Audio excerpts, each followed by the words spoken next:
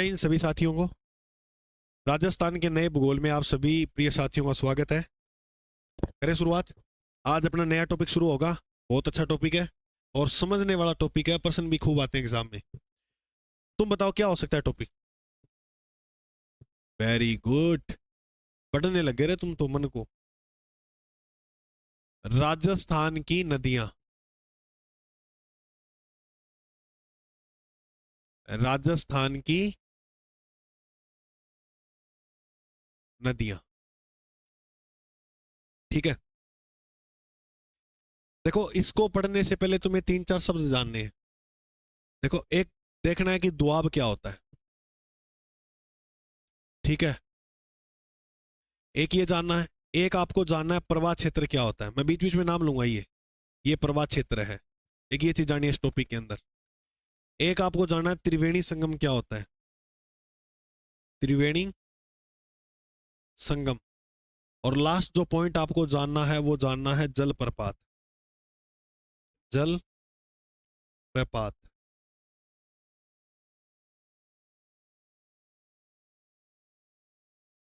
ये देखो, सबसे पहले बात करें दोआब क्या होता है। तो दो नदियों के मध्य का जो क्षेत्र होता है, दो नदियों के मध्य जो क्षेत्र बनता है उसे क्या बोलते हैं, दोआब। जैसे जैसे एक नदी ये बह रही है और एक नदी ये बह रही है, ठीक है। इस दो नदियों के बीच का जो क्षेत्र है, ये वाला बताओ ये क्या कहलाएगा, दोआब। ये वाला, ठीक है। प्रवाह क्षेत्र। नदी अपने मार्ग में बहती है उसे बोलते हैं प्रवाह क्षेत्र।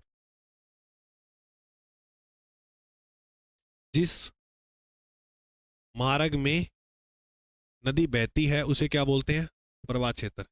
जैसे मान लो कोई नदी है और वो नदी इस प्रकार से बह रही है, तो ये नदी का क्या हो गया, नदी का प्रवाह क्षेत्र हो गया। अगर हम बात करें कि त्रिवेणी संगम क्या होता है, जहां तीन नदियां आपस में आकर मिलती हैं। कितनी नदियां, तीन। तीन नदियां जहां आपस में आकर मिलती हैं, तीन नदियों का मिलन स्थल, संगम स्थल क्या कहलाता है, त्रिवेणी संगम। जैसे अगर मैं आपको बात बताऊं तो देखिएगा, एक नदी इस प्रकार से ये रही, एक नदी ऐसे आई और एक नदी इधर से आ गई। तो यहां पर कितनी नदियां मिली आकर, तीन। और जिस क्षेत्र पर तीन नदियां आकर मिलती हैं, जिस बेल्ट में तीन नदियां, बताओ वो बेल्ट क्या कहलाता है, त्रिवेणी संगम। बोलो, बात समझ में आई। सर्वाधिक त्रिवेणी संगम बनाने वाली राजस्थान में जो नदी है उस नदी का नाम है बनास। तो सर्वाधिक जो त्रिवेणी संगम बनाएगी, बताओ वो कौन सी नदी है, बनास नदी। इतनी बात समझ में आ गई। अब बात करते हैं जलप्रपात। देखो, कई बार क्या होता है कि नदी बहती है अपने मार्ग में, नदी अपने मार्ग में बहती है इस प्रकार से, इस प्रकार से वेरी। कई बार क्या होता है, ऐसे चट्टान आती है एक बीच में इस प्रकार से छोटी सी, और फिर वो नदी ऐसे होके चली जाती है आगे। ऐसे इस प्रकार से भाव देखा, कोई ऐसे चट्टान आ गई यहाँ पर, तो नदी वो ऐसे पानी गिरने लगती है। पानी क्या होता है, चट्टानों को काट देता है। तो ऐसे में क्या देखने को मिलता है आपको, जैसे ये इस नदी में पानी बह रहा है, ये बह रहा है। एक टाइम ऐसा आएगा जब ये पानी नीचे गिरता जाएगा इस प्रकार से इस चट्टान को काट जाएगा, और काट कर यहां पर जो है एक इस प्रकार से ये नदी है वो बहने लग जाएगी, ठीक है। अब जो पानी का बहाव है वो ऐसे गिर रहा है। कई बार देखा है क्या ऐसे, अरे देखा है क्या ऐसा।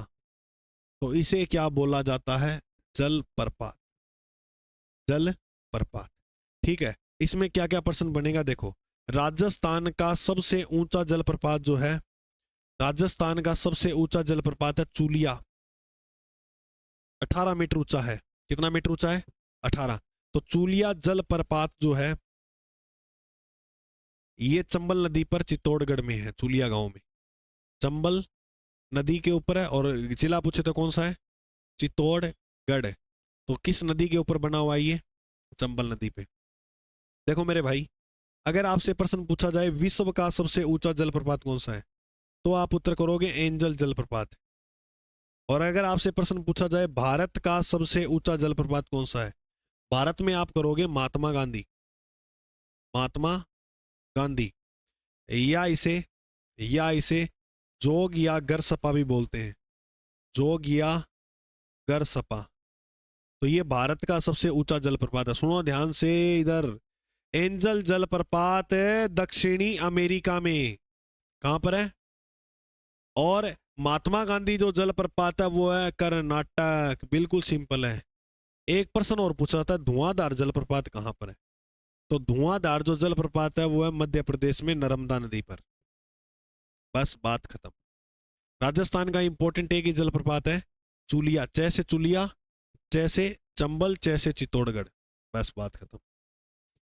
धुआंधार है मध्य प्रदेश में, एमपी। ठीक है। और ये जो जलप्रपात है ये शरावती नदी पर है, ये भी लिख लेना।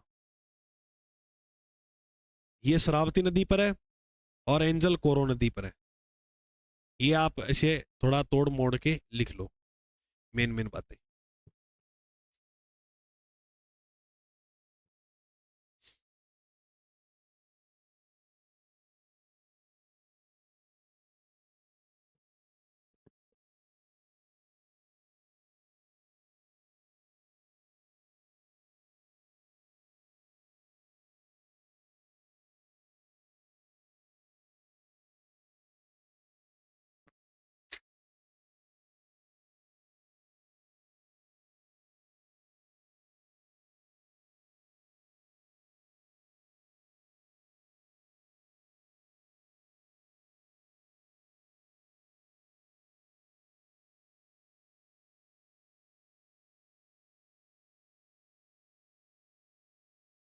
तो बोलो, इतनी बात समझ में आई? एक बार और बताता हूँ, बताओ। राजस्थान का सबसे ऊंचा जलप्रपात कौन सा है? चुलिया। भारत में महात्मा गांधी है, विश्व में एंजल है, एंजल प्रिया। आजकल इंस्टाग्राम पर थोड़ा छाई दिया ज्यादा। अरे एंजल प्रिया को नहीं, पापा जी के भाई अजय सर। देखी होगी वीडियो वाडियो। हाँ ये तो पूरी यार एक बात है, वो लेवल को कलाकार है यार। बस दोनों ही खेलते रहो, वो चढ़ा दे तो कमेंट मार दे, नाइस यार, यो कमेंट और क्या लग रहे हो, ये फुल आए मतलब। अब सुनो, राजस्थान का चुलिया, भारत में महात्मा गांधी, विश्व में एंजल। तीनों याद हो गए। राजस्थान में चुलिया, भारत में महात्मा गांधी, विश्व में। राजस्थान चुलिया जलप्रपात किस जिले में है? चित्तौड़गढ़। किस नदी पे है? चंबल। और वो महात्मा गांधी शरावती नदी, कर्नाटक। देखो महात्मा गांधी शराब से दूर थे, लेकिन लोगों ने कहा ये नाटक करता है। शराब से दूर थे, लोगों ने कहा नाटक करता है। तो शरावती, नाटक से कर्नाटक, और महात्मा गांधी। ठीक है, याद होगी तीनों बातें। महात्मा गांधी जलप्रपात किस नदी पे है? शरावती। कौन से राज्य में? एंजल, एंजल कोरी एंजल है, ये याद रखियो, कोरो नदी पर, दक्षिण अमेरिका में, वेनेजुएला की पहाड़ी। ठीक है, ये इतनी बात समझ में आ गई। चलो अब देखते हैं कि 12 वर्ष भर बहने वाली नदियां कौन सी है। राजस्थान में दो नदियां ऐसी हैं जो वर्ष भर बहती हैं। राजस्थान में दो नदियां जो वर्ष भर पानी चलता है।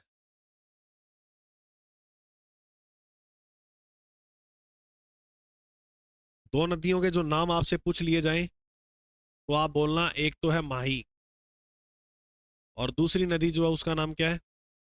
ये दो नदियां ऐसी हैं जो वर्ष भर बह जाती है, पहली बात। दूसरी, भूमिगत जल बोर्ड की स्थापना कब हुई? अगर प्रश्न आ जाए, भूमिगत जल बोर्ड का गठन, तो भूमिगत जल बोर्ड का जो गठन होता है मेरे भाई, वो होता है 1955 के अंदर। बोलिए कब होता है? 1955। ये जो गठन किया था वो भारतीय सरकार द्वारा। किसकी सरकार द्वारा? भारत की सरकार। तो भारत की सरकार ने यह गठन किया था। नहीं, कल। सर्वाधिक, समझ में आ गया? तैयार था या नहीं था? तो एक्स्ट्रा मत बोलो। सर्वाधिक नदियों की बात करें तो एक तो आपसे प्रश्न पूछेंगे, सर्वाधिक नदियों वाला संभाग बताओ। अरे कल ही कराया था। और सर्वाधिक नदियों वाला जिला, अच्छा, ये बात पूछ रहा है बहने के सेंस में, जहां पर बहती हैं। तो सर्वाधिक नदियों वाला संभाग पूछे तो कोटा, और जिला पूछे तो चित्तौड़गढ़। Very good. अब बताओ, आपसे प्रश्न ऐसे पूछ लिया जाए, संभाग तो कोटा आ गया, जिला चित्तौड़गढ़ आ गया, सर्वाधिक नदियां बहती है जहां पर। अगर प्रश्न अपने सामने आ जाए कि न्यूनतम नदियों वाला जिला, न्यूनतम नदियों वाला जिला, वो याद रखना बीकानेर। और एक एग्जाम में प्रश्न दिया था बीकानेर के बाद याद रखना चूरू को, अगर चूरू करो तो भी। तो इसका राइट उत्तर हो जाएगा बीकानेर व चूरू। बीकानेर में कोई नदी नहीं बहती। हाँ, नहरें अलग होती है, नदियां अलग होती है। तो न्यूनतम नदियों वाला जिला कौन सा? बीकानेर और चूरू। देखो, नदियां प्राकृतिक होती हैं। नदियां प्रकृति जो बनाती है, जैसे सिंधु नदी है, उसको किसी आदमी ने नहीं बनाया, वो प्रकृति ने निर्माण किया है। किसने निर्माण किया है? तो प्रकृति जो बनाएगी वो बनाएगी नदी को। लेकिन जैसे नहर परियोजना पढ़ते हैं अपने, नहर, इंदिरा गांधी नहर परियोजना की अगर हम बात करें, उस समय उपराष्ट्रपति थे डॉक्टर सर्वपल्ली राधाकृष्णन, ठीक है। गृह मंत्री कौन थे? गोविंद वल्लभ पंत। तो नहरें जो होती है वो बनाई जाती है, मानव निर्मित होती है, ठीक है, याद रखना। बोलो, इतनी बात समझ में आ गई? ठीक है भाई, अब अपने पढ़ते हैं कि नदियों के कितने टाइप होते हैं राजस्थान में। लिख लिए इतना? जल्दी लिखो। तो देखो, दो नदियां ऐसी है जो वर्ष भर बहती हैं, बोलो, माही और भूमिगत जल बोर्ड का गठन 1955, और सर्वाधिक नदियों वाला संभाग कोटा, जिला चित्तौड़गढ़, और न्यूनतम नदियों वाला जिला बीकानेर। और ठीक है, टाइप्स ऑफ रिवर,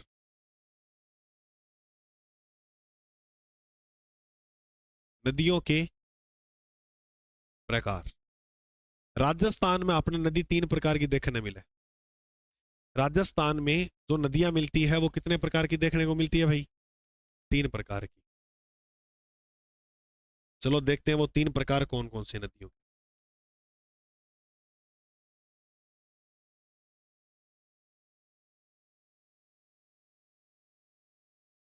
राजस्थान में नदियों के टाइप कितने हैं? तीन। नंबर एक, आंतरिक अपवाह तंत्र। यानी राजस्थान में नदियों के प्रकार लिख दो, या अपवाह है तंत्र भी लिख सकते हो। तो राजस्थान में कितने प्रकार का अपवाह तंत्र पाया जाता है? तीन प्रकार का। नंबर एक हो गया आंतरिक अपवाह तंत्र। अच्छा, इधर राजस्थान में आप जाओगे तो क्या मिलेगा आपको? अरब। Very good. और राजस्थान से आप इधर जाओगे तो इधर क्या मिलेगी? बंगाल की। आपको पता है कि ये बात जैसे मैंने बनाया कि रियल में ऐसा है? नहीं है। बंगाल की खाड़ी राजस्थान से बहुत ज्यादा दूर है। अरब सागर भी दूर है, क्योंकि जल लगता नहीं है राजस्थान, तीन और जल से घिरा नहीं हुआ है, या नहीं है? ठीक है, लेकिन एक बार ऐसे प्रश्न आया था कि बांसवाड़ा जिला है ना, वो तीन और जिलों से मतलब जल से घिरा हो, मतलब देखो, जैसे यहाँ अरब सागर है, इधर बंगाली खाड़ी है, नीचे हिंद महासागर है, ऐसे लगा नहीं हुआ जल से। मतलब संभावना हो सकती है, संभावना मतलब मैं क्या समझाऊं था, लग ही सकता भी नहीं है, ये संभावना भी नहीं कह सकते इसे। बांसवाड़ा जैसे तीन और जल से ऐसे गिरा हुआ कि इधर अरब सागर है, ये बस समझ लो आप, इधर बंगाल खाड़ी है, नीचे क्या है? हिंद महासागर। तो ये बांसवाड़ा जिला है ना, इसके तीन और आता है जल, चिपता नहीं है, मतलब दूर दूर है, लेकिन बांसवाड़ा जिला तीन और जो जल दिखाएगा आपको। अब देखो, आंतरिक अपवाह तंत्र विषम में केवल अपने यहीं पाया जाता है, ठीक है। तो आंतरिक अपवाह तंत्र क्या होता है गुरुजी?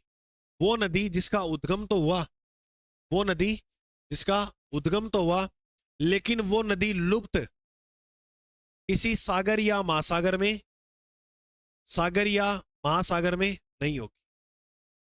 जैसे मान लो कोई नदी है, वो नदी निकल तो गई, वो नदी निकल तो गई, मान लो कोई पर्वत से निकल गई, कोई पठार से निकल गई, ये नदी जल अपना लेकर किसी सागर या महासागर में नहीं जाएगी।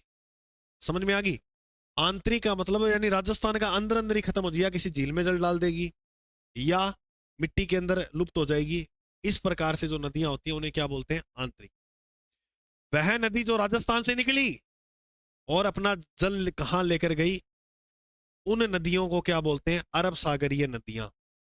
वह नदी जो राजस्थान से निकली अपना जल कहां लेकर गई, उसे बोलते हैं बंगाल की खाड़ी की ओर जाने वाली नदियां। समझ गए इतनी बात? आंतरिक अफवाह जो कि राजस्थान में रहेगी, अरब सागर वाली जो अरब सागर की ओर जल लेकर जाएंगी, बंगाल की खाड़ी जो बंगाल की खाड़ी की ओर।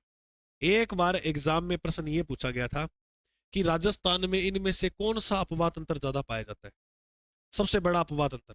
ये तीनों ही लिखा दूंगा मैं तुम्हें, ठीक है, कितने कितने क्या कुछ है। लेकिन अगर मान लो मेरा प्रश्न आपसे ये रहे कि सबसे दूर अपवाद तंत्र, मतलब जो नदियां हैं सबसे ज्यादा दूरी तय कौन सी नदियां करेगी, जो नदी बंगाल की खाड़ी की ओर जाएंगी वो सबसे ज्यादा दूरी तय करेगी। आइए समझते हैं। राजस्थान से अरब सागर की जो दूरी है वो है 400 किलोमीटर। कितनी है? 400 किलोमीटर। अब कहते हो, कहोगे गुरुजी नहीं, ये जो अरब सागर है इसमें भी दो जो है ये जो सागर बने हुए हैं, जैसे रण, कच्छ का रण हो गया, खंबात की खाड़ी ये बनी हुई है, इसमें भी नदियां जल डालती हैं। तो फिर हम इसको बढ़ाएंगे, ऊपर वाला हो गया, मैं थ्योरी में लिखाऊंगा ना वहां तो क्लियर कर दूंगा। दूसरा हो गया खंबात की खाड़ी। अगर हम बात करें तो कच्छ का रण की दूरी है 225 किलोमीटर राजस्थान से, खंबात की खाड़ी की जो दूरी है वो है 275। तो दूरी तो तय कर रही है ना, बिल्कुल तो नहीं लग रहा ना। तो याद रखना, अरब सागर की ओर जाने वाली नदियां कम दूरी तय करती है, किसकी बजाय? बंगाल की खाड़ी। याद ये रखोगे, जो नदी कच्छ का रण में जाएगी वो कम दूरी तय करेगी, खंबात की खाड़ी में जाएगी वो इससे ज्यादा करेगी। कितनी ज्यादा करेगी? 50 किलोमीटर एक्स्ट्रा। 25 और 50 75 होते हैं। ये कंसेप्ट समझे क्या? अरे समझ गए सारे? नहीं समझे? नदी निकली अरब सागर में जल लेकर गई, अरब सागर की राजस्थान दूरी कितनी है? 400 किलोमीटर। तो 400 किलोमीटर की दूरी तय करेगी। बंगाल की खाड़ी की अगर हम बात करते हैं तो बंगाल की खाड़ी की दूरी राजस्थान से 2900 किलोमीटर रह जाती है। तो बताओ सर्वाधिक दूरी तय कौन सी नदियां करेंगी? जो बंगाल की खाड़ी तक जाएंगी। और गुरुजी आसान करके समझाओ। तो देखो भाई, लिखना शुरू करो। लिखो आंतरिक अपवाद तंत्र।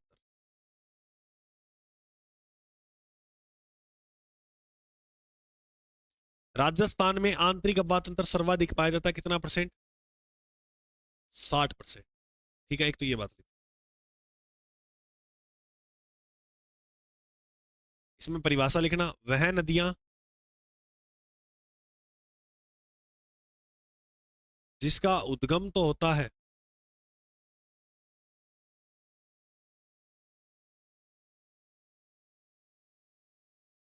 किंतु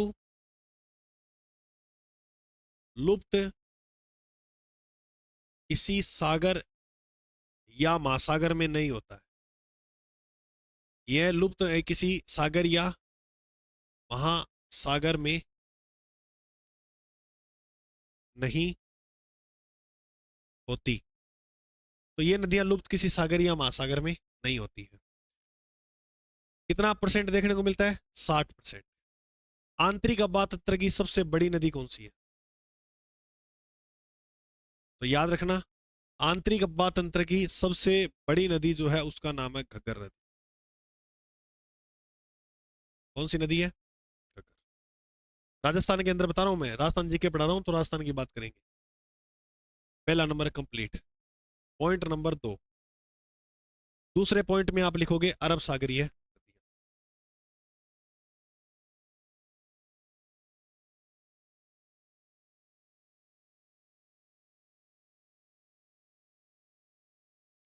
नंबर 2 पे आप लिखो अरब सागरीय नदियां।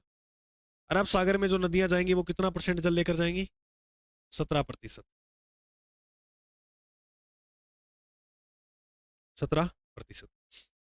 अरब सागर में राजस्थान से निकलकर, मैं राजस्थान जी के बना राजस्थान मतलब कहीं से भी निकलकर अरब सागर जाएगी, वो अरब सागरीय नदियां होंगी। ठीक है, अरब सागर में जल लेकर जाती। ठीक है, अब इसमें भी कितने, अरब सागर के अंदर देखेंगे तो दो स्रोत बनते हैं जल के। एक है कच्छ कारण, एक वो नदियां जो कच्छ कारण में जल डालेंगी, और एक है खंबात की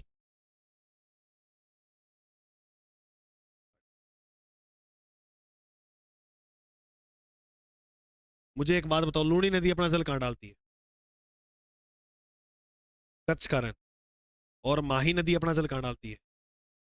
समझ में आ गया ना बात मैं क्या बताना चाह रहा हूँ? तो जो नदी ऊपर वाली होगी वो कच्छ कारण में जाएगी, नीचे वाली नदियां खंबात की खाड़ी में। ऐसे ट्रिक याद रख लेना चाहिए। कच्छ कारण की जो दूरी है राजस्थान में, राजस्थान से, तो आप नीचे लिखना, राजस्थान से कच्छ कारण की दूरी 225 किलोमीटर, जबकि खंबात की खाड़ी की दूरी 275 किलोमीटर। और अरब सागर जो राजस्थान से दूर है वो 400 किलोमीटर। ये लिख लो, ये पॉइंट बनाए हुए ना मैंने उधर, ये इधर वाला लिख लो।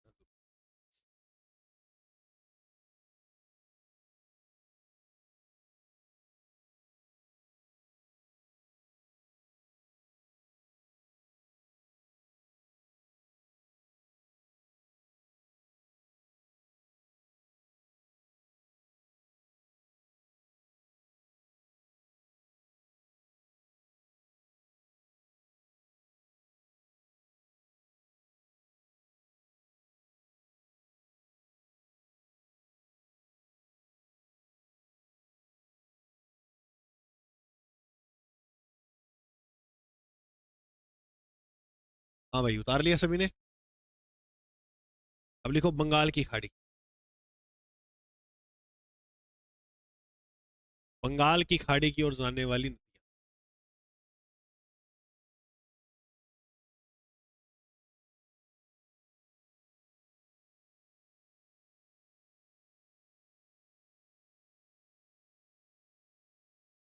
बंगाल की खाड़ी, अब देखो, 60 मैंने आपको पढ़ा दिया और 17% पढ़ा दिया, पीछे 23 बच गया क्या?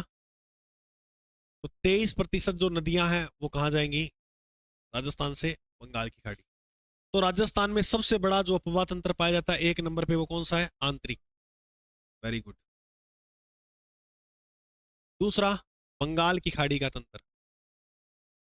जो बंगाल की खाड़ी का तंत्र है वो दूसरा है। 3 नंबर पे अरब सागरीय, जो नदियां जाएंगी उन्हें अरब सागरीय नदियां बोलेंगे। आंतरिक अपवाह तंत्र कितना परसेंट था? 60। बंगाल की खाड़ी वाला कितना परसेंट था? 23। और अरब सागर का तंत्र कितना परसेंट था?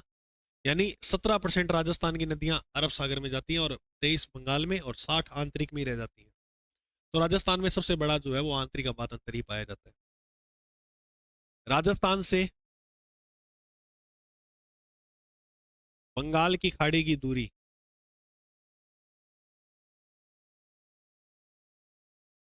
लगभग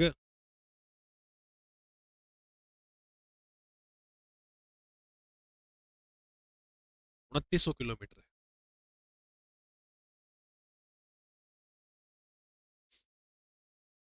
गुरुजी, बंगाल की खाड़ी की और राजस्थान की सबसे बड़ी नदी कौन सी है? चंबल नदी अपना जल कहाँ लेकर जाती है? बंगाल में। ये हम समझेंगे कि बंगाल की खाड़ी में ये नदियां कैसे जाती हैं, मैं आपको समझाऊंगा जब नदी पढ़ाऊंगा। अब आप 1 नंबर पे हेडिंग लगाओ, आंतरिक अपवाह तंत्र।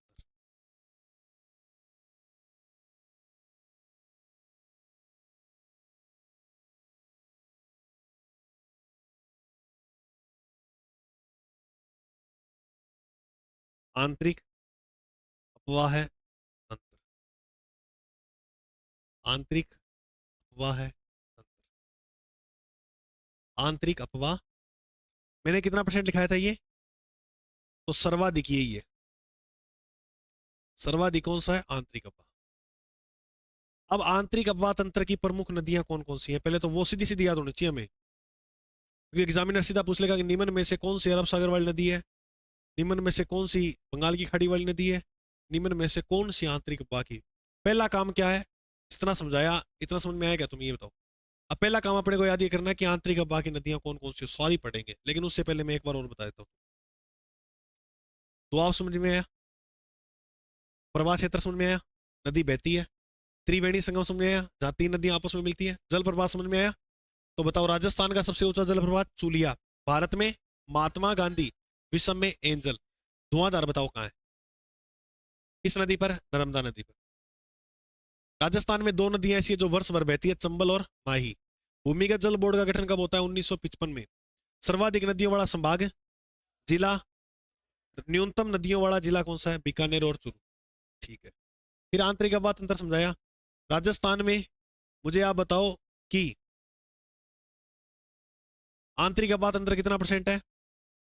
अरब सागर का और बंगाल की खाड़ी का 23%। Very good. 400 किलोमीटर राजस्थान से अरब सागर दूर है, और बंगाल की खाड़ी कितनी दूर है? 2900 किलोमीटर।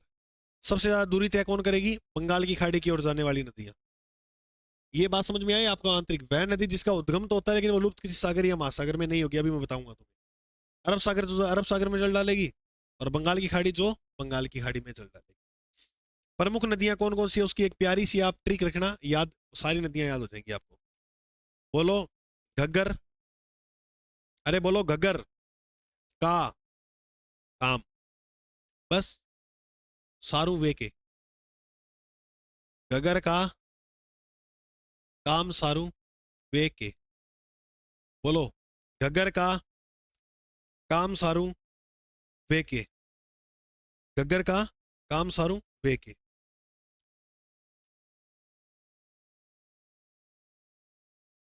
ये लाइन याद करो 1 मिनट में जल्दी फटाफट। घग्गर का काम सारू वे के।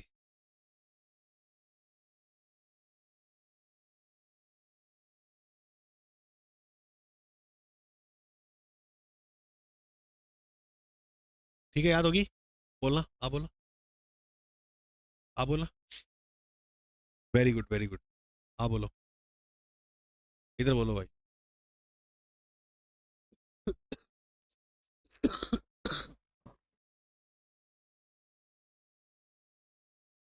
घग्गर से लिखो। घग्गर। का से कांतली नदी। Very good. का से कांकणी। मैं से याद रखिएगा मेंथा। सा से साबी। कौन सी नदी? साबी। रू से दो नदी याद करनी है, रूपनगढ़ और रूपारेल।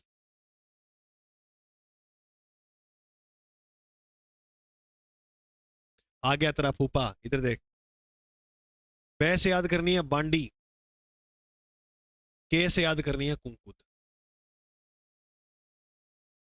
एक पर्सन आपसे मैं ये पूछ रहा हूं, ऐसी कौन सी नदी है जो तीनों अपवाह तंत्र में देखने को मिलती है? तीनों अपवाह तंत्र में देखने को मिलने वाली नदी पता कौन सी है? खारी। खारी नदी ऐसी नदी है जो आपको आंतरिक हवा में मिलेगी, अरब सागर की ओर जाने वाली में मिलेगी, और बंगाल की खाड़ी में। गुरुजी बताओ कैसे? सांबर झील में कितनी नदियों का जल आता है? 4। बोलो। खारी, खंडेला। एक तो यहाँ आ गई। एक चंबल की साइड पढ़ेंगे, खारी नदी। सॉरी, बनास की साइड पढ़ेंगे, खारी नदी जो बनास में जल डालती है। वो बनास नदी कहाँ जाती है? बंगाल की खाड़ी में जल लेकर। और एक अपने पढ़ेंगे लूनी नदी की सहायक। तो ये नदियां 3 है खारी। तो ऐसी कौन सी नदी है जो तीनों उपवाह तंत्र में आती है? वो है खारी नदी। याद रखना नाम। अरे अलग अलग है नदियां, तो नाम एक है। ठीक है, याद रखना। तो ऐसे बहुत नदियां हैं इसके अलावा भी, वो मैं आगे तुम्हें जब ये मेन मेन ये है। इसके अलावा जैसे सिसारमा, उजड़ा, है ना, और गोमती नदी। तो काफी नदी है।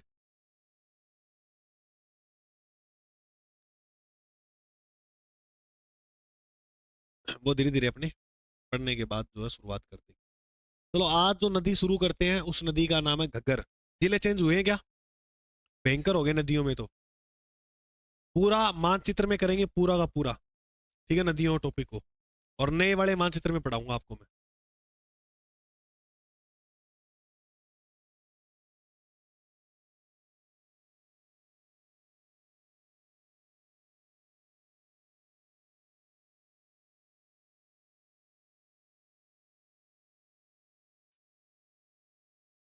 ये लिख लो फटाफट जल्दी।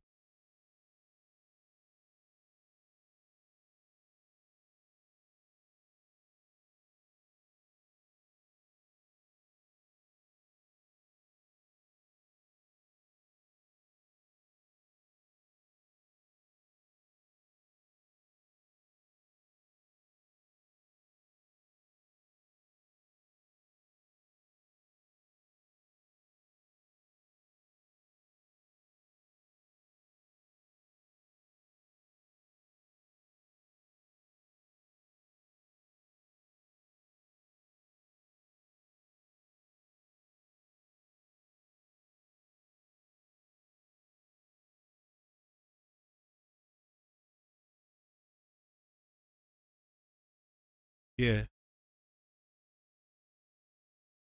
बावड़ो बिडो रे छोरियो। जी जी पेपर करना हुई है बावड़ी बोला रही थी। करे शुरू।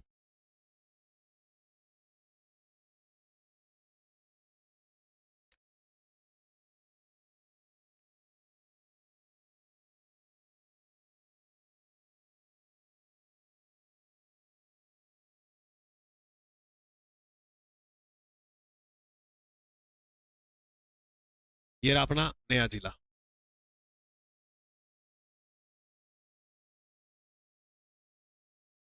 ठीक है भाई। ये देखो पहले देखते हैं घग्गर नदी, मैं एक बार वैसे बना देता हूँ, तुम पता लग जाए घग्गर नदी कैसे बहती है। हनुमानगढ़, अनु गंगनगढ़ और अनूपगढ़, ये ऐसे है रियल में तो ये नदी दिख गई। या अंधा कानून दिखी को नहीं। अरे दिख गई क्या।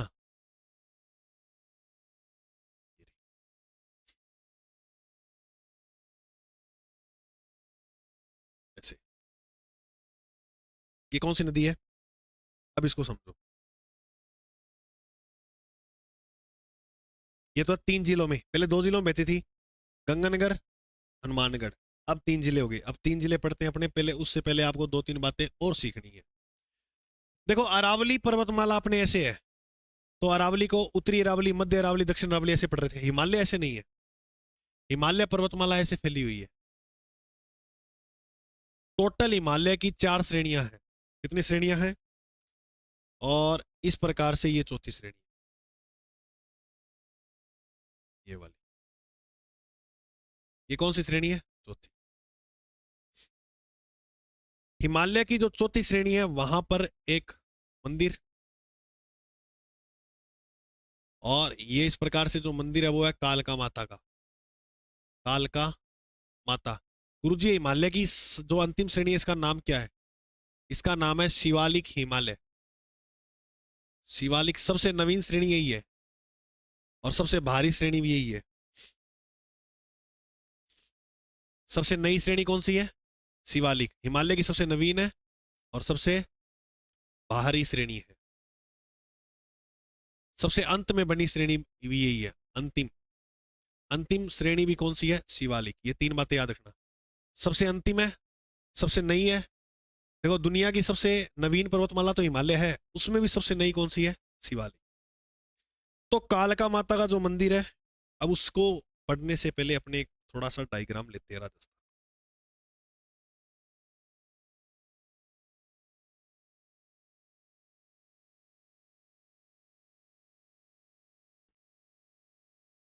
ये राजस्थान है। इस प्रकार से अब एक जिला बन गया है गंगानगर,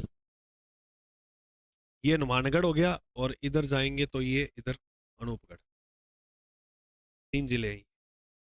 कौन कौन से जिले हैं याद है क्या, ये कौन सा है, गंगानगर, और ये हनुमानगढ़ है, और ये अनूपगढ़। अनूपगढ़ तो कुत्तो बड्डो है, जानबूझ के बनाया चित्र में मैंने, तारो कालो जो इलाज को मेरे हाथ में। इतनी बात तो तुम जान। यहां से एक नदी निकली, निकाल दे।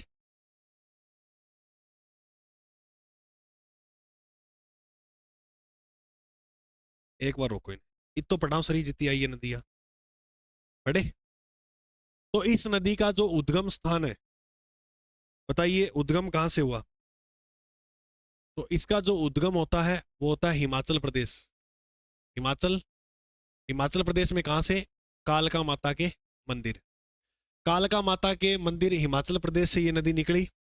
वहां से निकलने के बाद ये नदी एक राज्य में प्रवेश कर गई जिसका नाम है हरियाणा। पहले पंजाब में करेगी फिर हरियाणा में करेगी, चलो मैं ऐसे लिख देता हूँ। पहले कहां जाएगी, पंजाब में, और पंजाब के बाद ये नदी अपना जो स्थान है वो कर लेती है तय, कौन सा, हरियाणा। हरियाणा में इस नदी के किनारे एक सभ्यता पनपी थी जिसका नाम था राखी गढ़ी।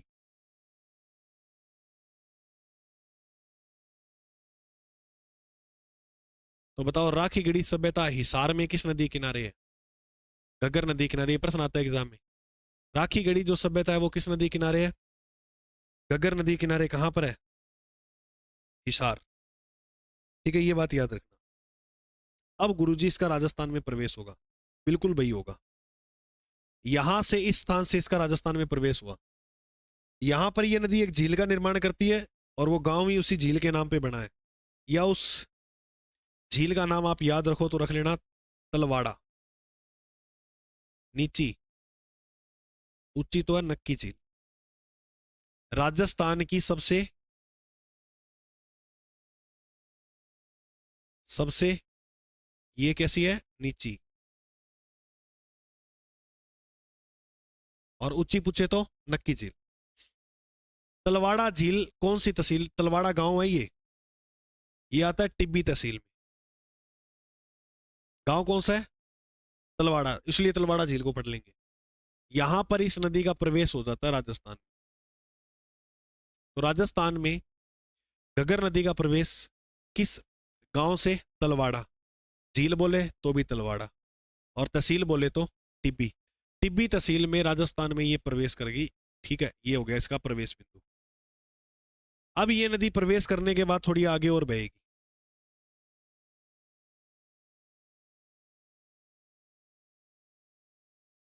और यहां से बहती हुई बस हनुमानगढ़ तक स्टॉप हो जाती है ये नदी। लेकिन इस नदी में भाव तेज भी हो जाता है।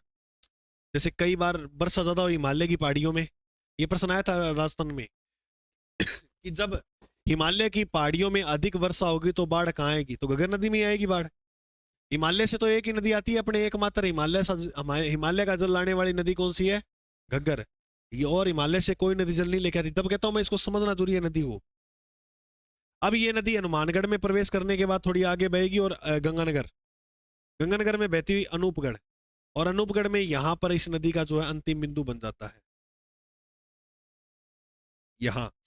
लेकिन ऐसे बताते हैं कि प्राचीन काल में ये अनूपगढ़ से भी आगे जाया करती थी और इस प्रकार से यहां पर अपना जल डाल देती थी। आइए समझते हैं इस नदी को अब पूरी को। ये नदी ऐसे बह रही है इस दिशा में, ठीक है। अब मैं ऐसे चल रहा हूं तो मेरा दायां बायां कहां होगा, मेरा नीचे वाला क्या होगा, बायां, और ऊपर वाला क्या होगा, दायां। इस नदी के बाईं ओर, बाईं मतलब नीचे वाले, यहां एक दुर्ग है जिसका नाम है बटनेर। बताओ बटनेर दुर्ग किस नदी के किनारे है। काली पीली गंगा सभ्यता किस नदी के किनारे है, वो लिखने में आ जाएंगी सारी बातें, ठीक है। तो बाईं ओर बना हुआ है, याद रखना बटनेर का किला जो है वो इस नदी के कैसी ओर बना हुआ है, बाईं ओर। पै से बाईं, पै से 52 बीघा भूमि पर फैला हुआ है, 52 बुर्ज हैं, और प्राचीन काल में ऐसे बताते हैं कि 52 इसमें कुएं थे। तो राजस्थान का वो किला जिसमें 52 बुर्ज है, 52 बीघा भूमि पर फैला हुआ है, और प्राचीन काल में 52 ही कुएं बताए जाते हैं, वो कौन सा किला है, बटनेर। और 52 दुर्गों का लाडला बोलते हैं बाला का किला। 52 दुर्गों का लाडला तो बाला का किला हो गया, लेकिन 52 बुर्ज वाला जो है 52 बीघा भूमि पर फैला है, 52 कुएं हैं, वो कौन सा है बोलो। चलो कालीबंगा को आगे बढ़ेंगे। फिर गंगानगर में आ गई, और गंगानगर में इसका पहले जो पॉइंट है अनूपगढ़ में अब हो गया वो बिंजोर। बिंजोर में खत्म हो जाती है नदी। लेकिन ऐसे बताते हैं प्राचीन काल में कहा जाती थी ये पाकिस्तान में। पाकिस्तान में इस नदी को बोलते हैं हकरा आ गई। कौन आ गई, तो पाकिस्तान में घग्गर नदी का नाम क्या है, हकरा। और पाकिस्तान में एक स्थान फोर्ट आभास, तो पाकिस्तान के फोर्ट आभास में ये नदी लुप्त होती थी पहले। तो इस नदी का अंतिम बिंदु पहले कहां था, फोर्ट आभास नामक स्थान। तो फटाफट आप इतना बनाओ, फिर मैं तुम्हें लिखाना शुरू करता हूं।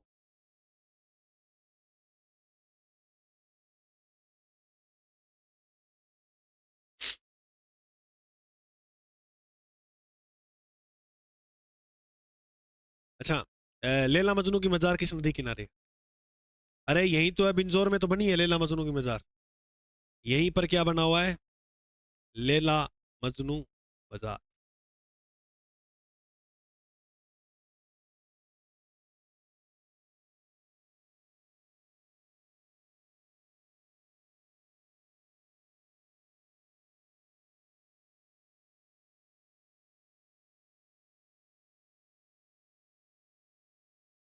तो लिख लो, फिर मैं तुम्हें घग्गर नदी लिखाना शुरू करता हूँ। नदियों के किनारे बसे दुर्ग, नदियों के किनारे बसे मतलब स्थान, नदियों के नगर के किनारे बसे नगर, और नदियों के किनारे बसे अभयारण्य वगैरह, और प्रमुख त्रिवेणी संगम। वो लास्ट ये क्लास होगा ना जिस दिन कंप्लीट होगा ये नदियों का टॉपिक, वो लास्ट में मैं तुम्हें सारे एक साथ ही लिखा दूंगा, ठीक है? बढ़िया, मतलब एग्जामिनर सीधा सीधा प्रश्न पूछे, बताओ झालावाड़ किस नदी के किनारे है, तो वो तुम्हें मैं सीधा सीधा सारे लिखा दूंगा जो जो है। चलो अभी आप उतार लो तो बताओ मैं आगे बढ़ूं, जल्दी उतारो।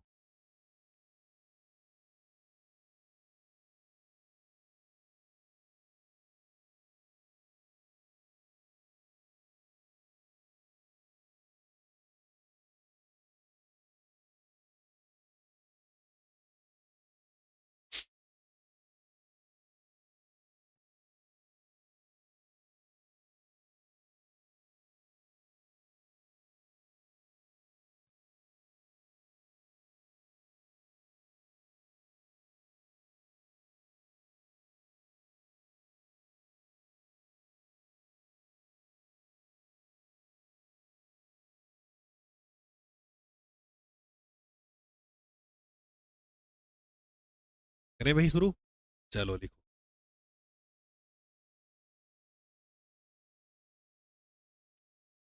तो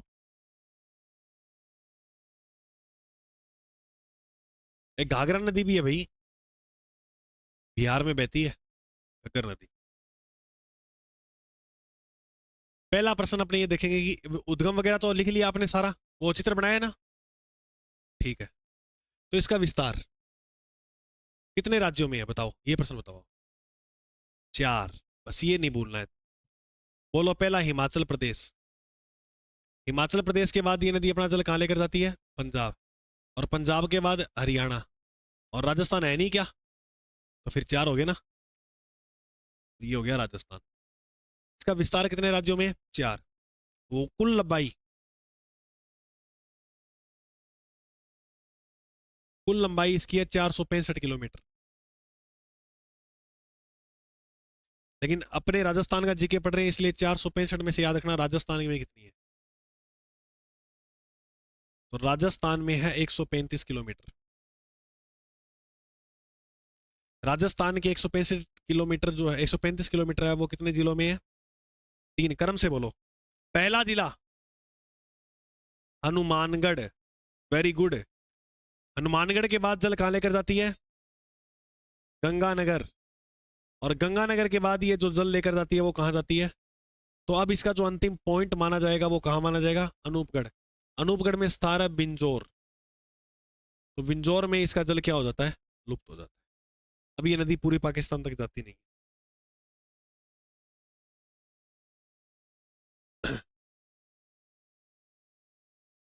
फिर इसके बाद आप नई बात ये लिखोगे कि इस नदी के उपनाम क्या क्या है। क्या देखेंगे अपने इसके उपनाम? इसका सबसे बताते हैं, सरस्वती का ही विशेष है, तो इसका प्राचीन नाम क्या हो गया? तो ऐसे पूछे ना, राजस्थान में सरस्वती नदी का अवशेष कौन सी नदी है? घग्गर। एक तो हो गया सरस्वती नदी, दिख रहा है ना सभी को आपको? अरे दिख रहा है ना, पहली बात। दूसरी, आंतरिक अपवाह तंत्र की सबसे लंबी नदी, देखो कहां से चली थी, है ना? तो आंतरिक अपवाह तंत्र की सबसे लंबी नदी, बहुत लंबी है, कितनी है? 465 किलोमीटर। एकमात्र नदी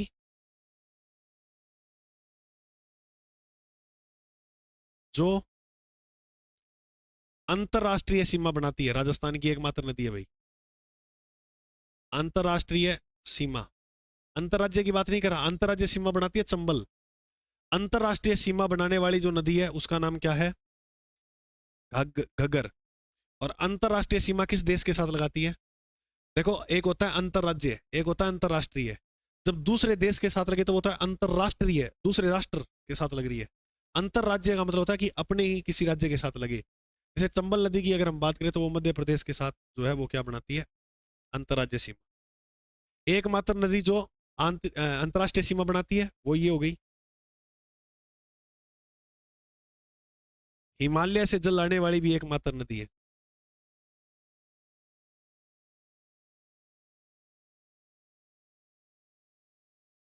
राजस्थान में हिमालय से जल लाने वाली एकमात्र नदी कौन सी है? ये बात में याद रखना है, एक बात राजस्थान की करता हूं, ऐसे तो भारत में जो नदी है वो गंगा है, वो हिमालय से लाती है जल। लेकिन मैं राजस्थान की बात कर रहा हूँ। इस नदी को पाकिस्तान में क्या बोलते थे?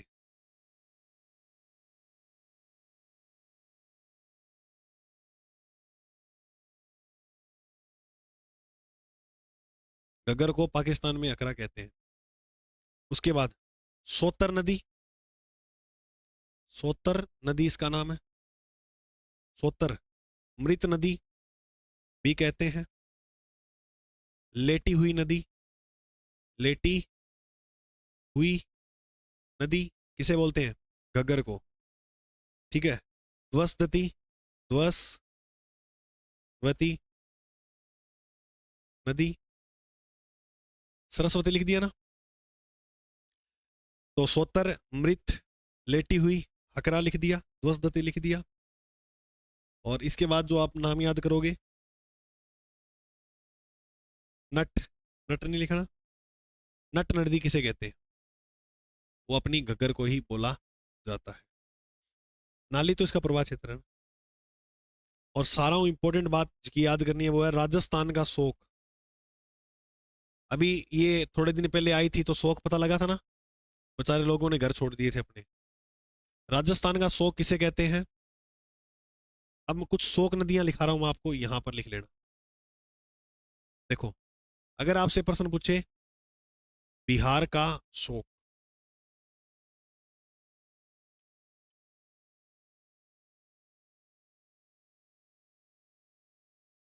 शोक ऐसे लिखते हैं, ठीक है। बिहार का शोक हो गया, एक वो देखना है। एक आपको उड़ीसा का शोक देखना है, ठीक है। राजस्थान का मैंने लिखा दिया। एक आप देखना बंगाल का शोक। चलो ये तीन पढ़ते हैं। बिहार का शोक जो नदी है उसका नाम है कोसी नदी। बिहार का शोक किसे बोलते हैं? कोसी। उड़ीसा, महानदी। उड़ीसा का शोक कौन सी नदी है? महा, महा, माही अलग है, महा अलग है। बंगाल का शोक है दामोदर नदी। और भारत की पहली परियोजना जो चलाई गई थी ना सिंचाई, वो दामोदर नदी पे चलाई गई थी, दामोदर घाटी सिंचाई परियोजना।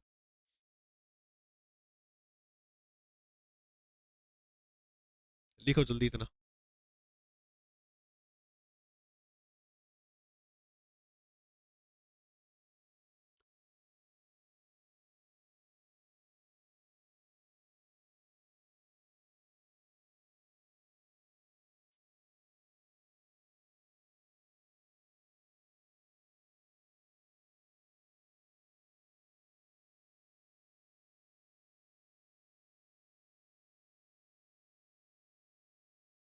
एक मिनट, थोड़ा सा मैं आगे वो करवा देता हूँ पूरी, फिर आपने आराम से लिख लेंगे। एक बार लिखना मत सारे, थोड़ी सी लाइन हो रहेगी। इसके प्रवाह क्षेत्र को क्या बोलते हैं? घग्गर नदी के प्रवाह क्षेत्र को बोलते हैं नाली। नाली क्षेत्र क्या बोला जाता है? नाली। अब मैं आपसे एक प्रश्न पूछता हूं कि जैसे ये हिमालय है, क्या है? हिमालय।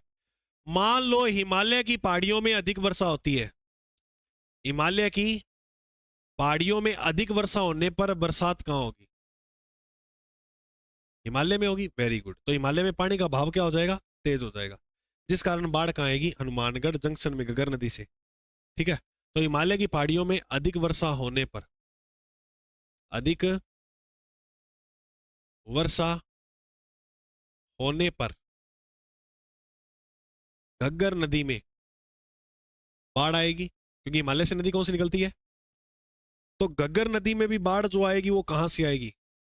तो घग्गर नदी से जो बाढ़ आएगी वो आएगी हनुमानगढ़ जंक्शन में, हनुमानगढ़ जिले के। क्योंकि सबसे पहले ये नदी कहां पहुंचती है?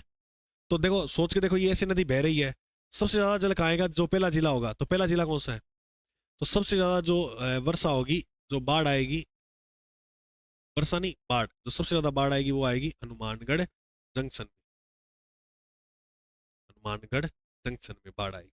तो घग्गर नदी से बाढ़ जो आती है वो किस जिले में ज्यादा आती है? हनुमानगढ़ जिले में। अब जो घग्गर नदी है अपनी, इसके दो पॉइंट और याद करने हैं। घग्गर नदी के किनारे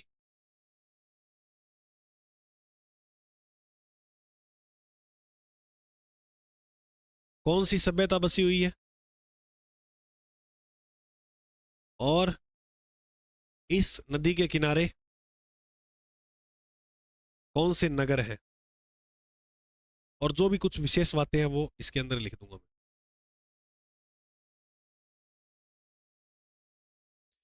सभ्यताएं आपको 3 याद रखनी है। बोलो काली, बोलो काली, पीली। काली पीली रंग होता है ना, काला पीला, तो काली बंगा, पीली बंगा, रंग महल। चौधरी,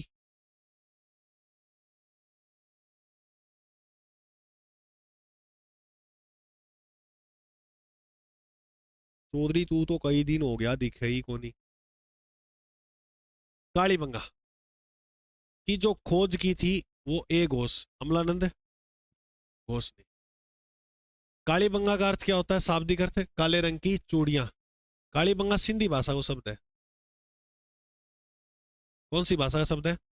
सिंधी भाषा का। रंग महल में याद एक बात ये रखना कि गुरु व शिष्य की मूर्तियां मिली थी। गुरु व शिष्य की मूर्ति के साक्ष्य कहाँ मिले थे? तो इसको मतलब कोचिंग सेंटर आ गुरु जी बीटे आ तो भी मैं जी के पढ़ा तो मैं तो नयो रूप लेके आया हूँ, जो तो थाने ये तो बढ़िया समझा दूँ। मैं तो प्राचीन आदमी हाँ। एक चीज नोट करो थे, कई बार थाना मेरा चेहरा हमको लगे यार गुरु जी। फिर हाँ, तो अब बात करेंगे नगर। तो पहला जिला बोलो, हनुमानगढ़ हो गया। अब देखो एक तो याद रखना आपको, नगर में तलवाड़ा गांव, वो इसी के किनारे है। एक सभ्यता और है, वो कौन सी? गगन नदी किनारे एक सभ्यता और है, हिसार में, राखी गढ़ी, वो है हिसार में। वो कहाँ है? हिसार। हिसार कहाँ है? नगर, नगर तो आप एक याद रखोगे, तलवाड़ा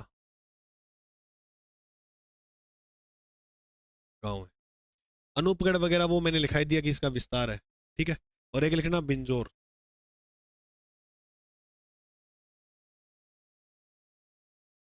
बिंजोर में बनी है लैला मजनू की मजार। लैला मजनू कौन था जानते हो इनके बारे में? कल बताऊंगा इनकी कहानी, मुझे याद दिला देना आते ही, ठीक है। आगे विशेष में देखा जाए तो इसके किनारे दुर्ग भी है। क्या है? और दुर्ग का नाम क्या है? बटनेर।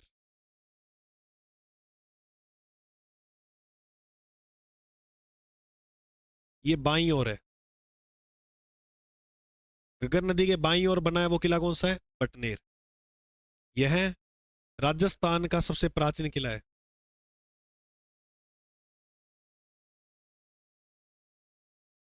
प्राचीन दुर्ग। भगवान कृष्ण के टाइम का बताते हैं इस किले को। भगवान भगवान कृष्ण रहते था उस समय, भूपत भट्ट बाटियों का रास्ता है यहाँ पर, भूपत भट्टी ने निर्माण करवाया था इसका। भट्टी, इसी के कारण पड़ा था भाटी वंश नाम। भूपत, वो सालीबान आया था एक राजा, उसका बेटा था ये भूपत भट्टी ने निर्माण करवाया था इसका। राजस्थान का सबसे प्राचीन किला कौन सा है? बटनेर। यह दुर्ग 52 बीघा भूमि पर फैला है। इसमें 52 ही क्या है? बुर्ज। मैं तेनू दुआदा बुर्ज खलीफा। और 52 इसमें प्राचीन काल में क्या बताए जाते थे? कुएं। अच्छा, बुर्ज क्या होता है? जैसे ये किला हो गया, आपने कई सीन में ऐसा देखा है कि किले का भारी हिस्सा एक प्रकार से ऐसे निकाला होता था किले में ऐसे, है ना, जहां पर जाके आप फोटो खींचते हो, लेकिन राजा उस समय सेना का नेतृत्व करता था ऐसे। ये जो भारी हिस्सा है ना, इसे क्या बोलते हैं? इसे बोलते हैं बुर्ज। तो इसमें बटनेर में देखना ऐसे बहुत से मिलेंगे आपको, तो उनको गिनोगे ना तो वो टोटल कितने हैं? 52। तो राजस्थान में 52 दुर्ग वाला जो बुर्ज है वो कौन सा है? बटनेर। ये गगर नदी कंप्लीट हो गई आपकी। आपके कोई प्रश्न रहते हैं डाउट के गगर नदी को लेकर, तो वो मेरे से आप पूछ सकते हो बेझिझक होकर। किला एक ही है, बाई और बना है, बस ये याद रखना बटनेर, जो भूपत भट्टी ने बनाया, राजस्थान का पहला किला था ये। और अंतिम पूछे तो देखो, अंतिम निर्मित जो किला था राजस्थान का वो था ये लोहागढ़, भरतपुर वाला। लेकिन भारत का सबसे जवान दुर्ग पता किसे बोला जाता है? मोहनगढ़ को, जैसलमेर वाला, है ना। तो वो राजस्थान का जवान किला वो है। ठीक है, समझ में आई क्लास नदियों की? अच्छा, जो उतारे नहीं थे वो साथी उतार लेना। जय हिंद आज के लिए, मिलते हैं अपने कल। कौन सा, वही नहीं उतारा क्या अभी? उतार लो ठीक है।